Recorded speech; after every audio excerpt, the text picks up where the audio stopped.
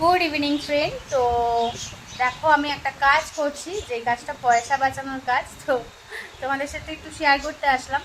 সেটা হলো এই যে ছেলের যে পায়ের বেলটা দেখেছিলে, তো ছেলের পায়ের বেলটা একটু ছোট, মানে ছোট না, ছেলের মাপেরই ঠিক আছে। তো এটা হাতেও একদম ফিট হচ্ছে। তো যেহেতু ওর হাতের বেল্ট, ওই দেখো আরেকজন লাফাচ্ছে, দেখো লাফাচ্ছে, খেলা খেলা হচ্ছে। আর এদিকে যে বসে আছে, তো এদিকে খেলা খেলা হচ্ছে।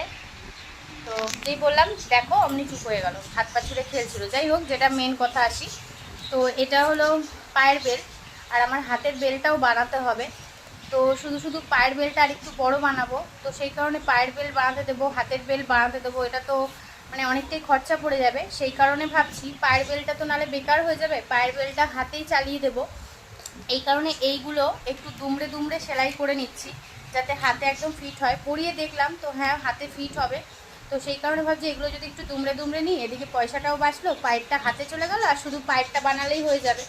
তো সেই কারণে এটা হাতে দিয়ে দেবো, আর পায়েরটা একটা ফোন করে দেবো এখনই, তো পায়েরটা একটা বানাতে বলবো।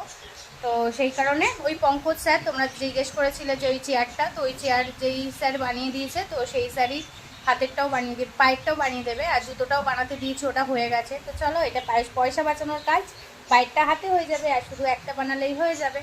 টাটা।